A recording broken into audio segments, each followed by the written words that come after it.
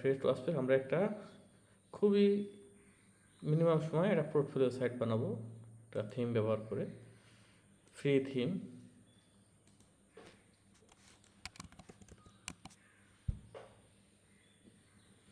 আমরা extra WordPress install করার পরে আমরা হচ্ছে এক্সট্রা থিম ইনস্টল করব।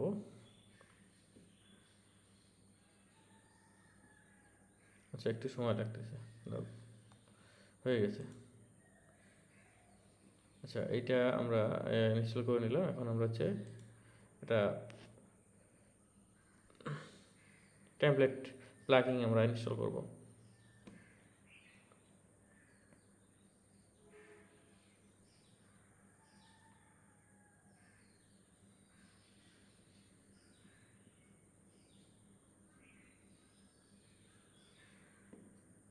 আচ্ছা, এটা হচ্ছে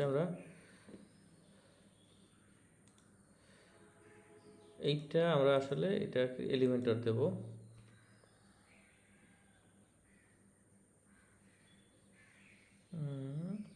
পার্সোনাল সাইট।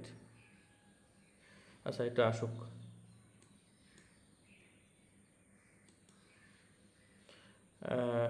একটা কাজ করি, সেটা হলো প্রফেশনাল পার্সোনাল কেয়ার।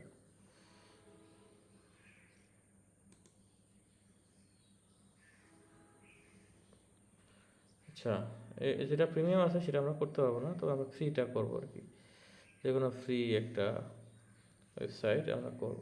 আমরা এইটা কোনটা করি, কোনটা, আচ্ছা এইটা করি, পাবলিক স্পিকার।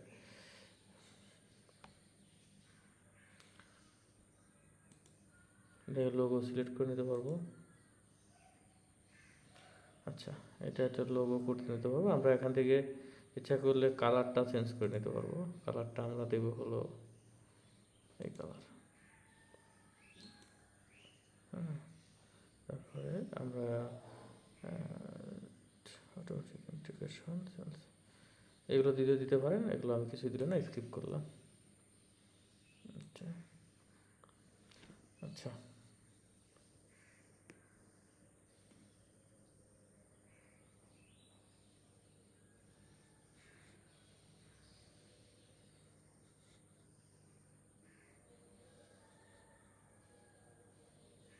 আমাদের যে প্রয়োজনীয় প্লাগইনগুলো আছে সেগুলো ইনস্টল করে নিচ্ছি।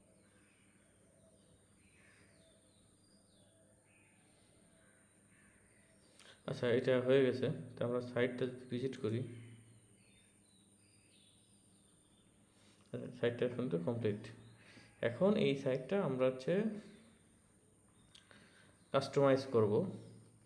কাস্টমাইজ করার জন্য আমরা এখন জাস্ট একটু চেক করে দেখি। হোম আছে, অ্যাবাউট পেজ আছে, যে অ্যাবাউট পেজ, তারপরে বুক পেজ, হ্যাঁ, তো এরকম আছে। এখন হচ্ছে আমরা এগুলো সহজেই কাস্টমাইজ করতে পারি।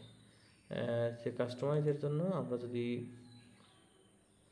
মেনুতে যাই, এই যে কাস্টমাইজ,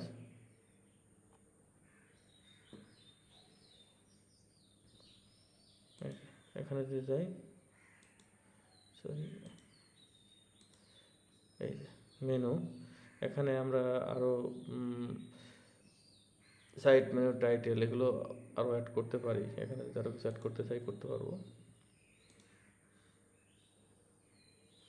মানে আপনি অনেক কিছুই করতে পারবেন এখান থেকে, মানে অনেক কিছু আছে। সোশ্যাল মিডিয়া কন্ট্রোল করতে পারবেন। যাই হোক, এখানে আপনি এগুলো সব ইয়ে করতে পারবেন।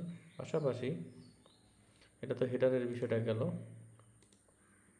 এখন আমরা যদি ফুটার বলতে আমরা এইটুকু বোঝাবো। ফুটার হলো এইটুকু, এখানেও আপনি কাস্টমাইজ করতে পারবেন। তো এটা হলো এই কাস্টমাইজার থেকেই আমরা করব। এটা হচ্ছে এরকম,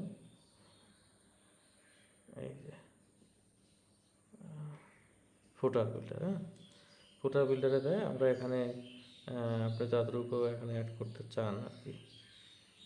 এখানে কতটুকু আছে, এখানে আছে হলো এইগুলো আছে। তো আমি এইটুকু বাদ দিতে চাচ্ছি। আপনার ইচ্ছা করলে আরও অ্যাড করতে পারেন। এখানে যদি এই জায়গায় যান, এখানে গেলে পরে যে দুইটা আছে, চারটার একটা অপশন করে নেবেন। এখানে আরও কিছু অ্যাড করা যাবে, আপনার ফুটার উইজেট টুইজেট দিয়ে এখানে অনেক কিছু অ্যাড করতে পারবেন। তা আমি এটাকে রিমুভ করে দিচ্ছি, এটা রিমুভ করে দিচ্ছি। এটা হলো ভিজিবিলিটি, আমি এটা রান করে দিচ্ছি, মানে আমি এটা কোথাও দেখাবো না। তো এটা আমি যদি পাবলিশ করি,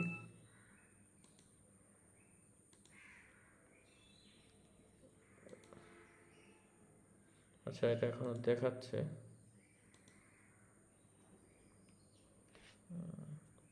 ও আচ্ছা এইটা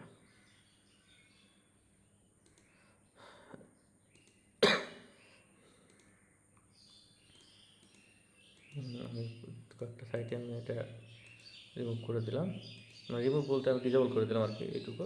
তো এইটুকুই আপনি আর কাস্টমাইজ করতে পারবেন। এইটুকুর জন্য আপনি ব্যাকগ্রাউন্ডে যাবেন, ব্যাকগ্রাউন্ড কালার কালো করবেন, দেন হলো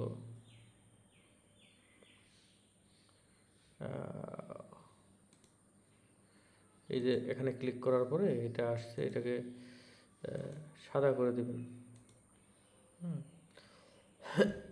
ইচ্ছা করলে এখানে চেঞ্জ করে দিতে পারবেন,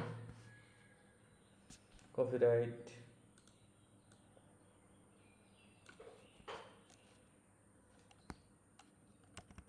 WR, ওকে।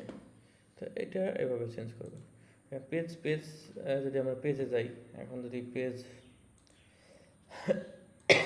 এই যে হয়ে গেছে, সরি, আমরা যদি পেজে যাই,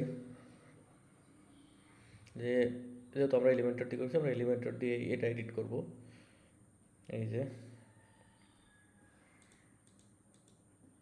আচ্ছা এইটা হলো অবস্থা। এখানে আপনি যে কোনোভাবে এগুলো চেঞ্জ করতে পারবেন। জাস্ট এটাকে এই ব্যাকগ্রাউন্ডে আপনি এখানে ক্লিক করবেন, করার পরে কাস্টমাইজ দেয় এই ইমেজটা চেঞ্জ করবেন, এখান থেকে টেক্সট চেঞ্জ করবেন, বাটন চেঞ্জ করবেন, ঠিক আছে।